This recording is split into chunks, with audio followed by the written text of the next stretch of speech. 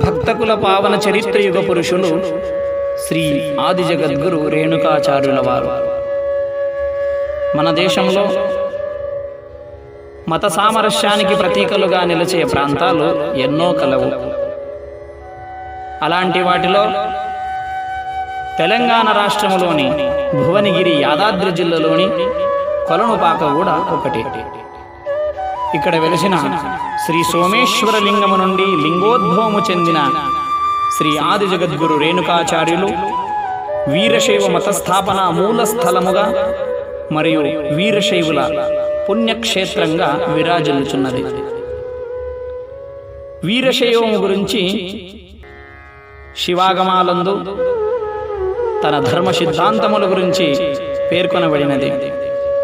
స్వయంభు ఆగమందు వీరశైవ ధర్మము యొక్క పంచాచార్యుల ఆవిర్భావం గురించి ఉల్లేఖించబడినది.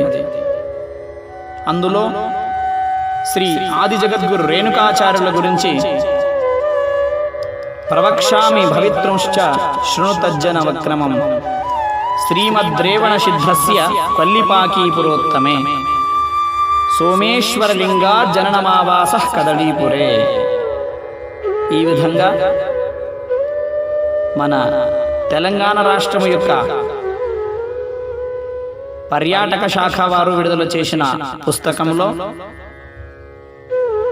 కొలనుపాక శ్రీ సోమేశ్వర స్వయంభూలింగము నుండి శ్రీ రేణుకాచార్యులు లింగోద్భవము చెంది వీరశైవ ధర్మాన్ని బోధించారు అని పేర్కొనబడినది.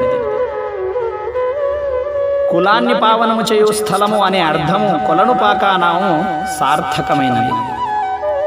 శ్రీ ఆది జగద్గురు రేణుకాచార్యులు అవతరించడంలోని ముఖ్య ఉద్దేశము కేవలము వీరశైవ ధర్మాన్ని స్థాపించడమే కాదు, దానితో పాటు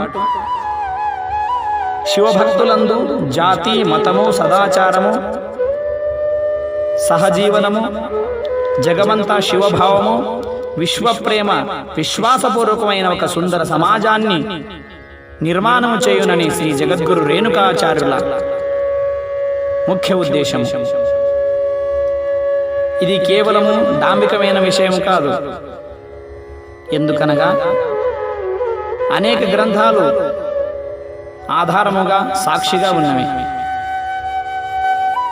ప్రతి ఒక్కరూ పనిచేసి తినే కాయక సంస్కృతిలో బతకవలనే శ్రేష్ఠతత్వాన్ని శ్రీ జగద్గురు రేణుకాచార్యులు వృత్తి చైతన్య రూపిణి అనే తత్వసిద్ధ